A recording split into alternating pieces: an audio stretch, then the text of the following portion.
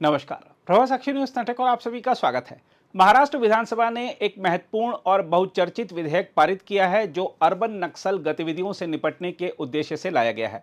इस विधेयक को राज्य की आंतरिक सुरक्षा और सार्वजनिक व्यवस्था बनाए रखने के एक कदम के रूप में देखा जा रहा है। इस पहल के पीछे राज्य सरकार की मंशा है कि शहरी क्षेत्रों में छिपे, पढ़े लिखे, प्रभावशाली लेकिन राष्ट्र विरोधी गतिविधियों में लिप्त तत्वों पर कानूनी शिकंजा कसा जाए।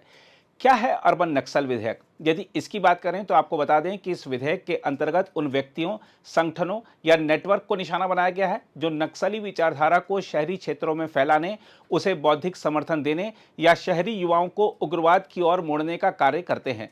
विधेयक में राष्ट्र विरोधी साहित्य के प्रचार, वामपंथी उग्रवाद को समर्थन और हिंसा की योजना बनाने जैसे कृत्यों को अपराध की श्रेणी में रखा गया है। इसके अलावा सुरक्षा एजेंसियों को जांच, निगरानी और गिरफ्तारी के लिए विस्तृत अधिकार दिए गए हैं। यदि कोई व्यक्ति प्रत्यक्ष हिंसा में शामिल न होकर भी नक्सली विचारधारा का समर्थन करता पाया जाता है तो भी उसे कानूनी प्रक्रिया के तहत दोषी ठहराया जा सकता है। इसके अलावा डिजिटल माध्यमों पर उग्र विचारधारा के प्रसार को भी दंडनीय अपराध घोषित किया गया है। इस विधेयक की आवश्यकता क्यों पड़ी? यदि इस पर विचार करें तो आपको बता दें कि हाल के वर्षों में महाराष्ट्र, विशेषकर मुंबई, पुणे, नागपुर जैसे शहरों में यह देखा गया कि कुछ बौद्धिक संस्थानों, एनजीओ, साहित्यिक मंचों के माध्यम से नक्सली विचारधारा को एक वैचारिक संरक्षण मिल रहा है। इसके अलावा भीमा कोरेगांव हिंसा जो 2018 में हुई थी और उससे जुड़े कई मामलों में कई अर्बन नक्सल कार्यकर्ताओं की गिरफ्तारी ने इस खतरे को रेखांकित किया। इसके अलावा जब हिंसा, वर्ग संघर्ष और व्यवस्था विरोधी विचारों को शहरी युवाओं और छात्रों में फैलाया जाता है तो यह लोकतंत्र, कानून और संविधान के लिए खतरा बन सकता है। साथ ही ग्रामीण नक्सल हिंसा प्रत्यक्ष होती है लेकिन शहरी नक्सलवाद अदृश्य और वैचारिक होता है। यह व्यवस्था को भीतर से खोखला करने की प्रक्रिया में कार्य करता है।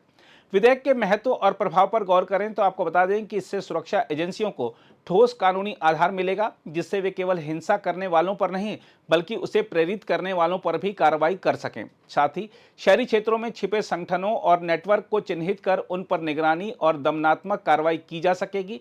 यह विधेयक राज्य की आंतरिक सुरक्षा को सुदृढ़ करेगा और प्रचार के माध्यम से होने वाले वैचारिक आतंकवाद को नियंत्रित करने में मददगार होगा। साथ ही इस विधेयक से युवाओं को भ्रमित करने वाले छद्म बौद्धिक एजेंडे पर भी लगाम लगेगी। हम आपको बता दें कि गृह विभाग का भी प्रभार संभाल रहे मुख्यमंत्री देवेंद्र फडणवीस ने महाराष्ट्र विशेष जन सुरक्षा विधेयक सदन में पेश किया था। फडणवीस ने कहा कि राज्य विधानमंडल के दोनों सदनों की संयुक्त प्रवर समिति द्वारा संशोधनों के साथ इसे मंजूरी दी गई थी। उन्होंने आश्वासन दिया कि इस कानून का दुरुपयोग नहीं किया जाएगा। विपक्षी दलों ने विधेयक के कुछ पहलुओं पर आपत्ति जताई थी जिसमें अर्बन नक्सल शब्द की व्यापक व्याख्या का दावा भी शामिल है। फडणवीस ने कहा कि राज्य और देश की सुरक्षा महत्वपूर्ण है तथा लोकतंत्र और संविधान के खिलाफ काम करने वाले संगठनों की गतिविधियों पर अंकुश लगाना समय की मांग है। उन्होंने कहा शक्ति का दुरुपयोग नहीं होगा। यह एक संतुलित कानून है तथा तेलंगाना, आंध्र प्रदेश, ओडिशा और झारखंड में लागू कानूनों से कहीं अधिक प्रगतिशील है। मुख्यमंत्री ने कहा कि संयुक्त प्रवर समिति के किसी भी सदस्य ने विधेयक के खिलाफ कोई असहमति नहीं व्यक्त की। विधेयक पेश करते हुए फडणवीस ने कहा कि इसका अंतिम मसौदा तैयार करते समय लोगों से प्राप्त 12,500 से अधिक सुझावों पर विचार किया गया। विधेयक में एक सलाहकार बोर्ड का प्रावधान किया गया है जिसके अध्यक्ष उच्च न्यायालय के सेवारत या सेवानिवृत्त न्यायाधीश होंगे तथा एक सेवानिवृत्त जिला न्यायाधीश और उच्च न्यायालय का एक सरकारी वकील इसके सदस्य होंगे। विधेयक के पारित होने के बाद मुख्यमंत्री ने मीडिया को इससे संबंधित जानकारी दी। मुझे बहुत संतोष है कि अर्बन माओवाद के खिलाफ जन सुरक्षा विधेयक हमने कल पास किया है। जिस प्रकार से अब जंगल में और ग्रामीण विभाग में बंदूक लेकर लड़ने वाले माओवादियों की संख्या धीरे धीरे अब कम हो रही है, उसको हम समाप्ति की ओर ले जा रहे हैं। ऐसे समय एक सोचे समझे डिजाइन के तहत ये सारे के सारे लोग अर्बन फ्रंट तैयार कर रहे हैं जिसको ऐसा नाम दिया जाता है कि मानो ये बहुत संवैधानिक रूप से काम करने वाली संगठनाएं हो लेकिन इनका मूल तत्व भारत के संविधान को नकारना है। इस प्रकार से काम करने वाली जो संगठनाएं हैं उनके ऊपर कार्रवाई करने के लिए महाराष्ट्र में कानून नहीं था। 4 राज्यों में ऐसा कानून था। उन 4 राज्यों में जिन संगठनों को बैन किया था महाराष्ट्र में कानून न होने से वो महाराष्ट्र से ऑपरेट कर रहे थे। कुल मिलाकर इस कैटेगरी में 64 संगठनाएं महाराष्ट्र में काम कर रही है, लेकिन उनके ऊपर हम कोई कार्रवाई नहीं कर पा रहे थे। इसलिए इस कानून को हमने मंजूर किया है और इस कानून को मंजूर करते हुए मैंने हाउस के ये ध्यान में लाकर दिया, इसमें सरकार को विरोध करने का कोई अधिकार हम छीन नहीं रहे।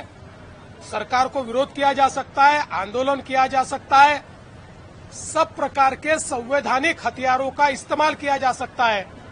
इसलिए ये केवल अर्बन माओइस्ट और माओवादी फ्रंटल ऑर्गेनाइजेशंस को काबू में रखने के लिए तैयार किया हुआ कानून है।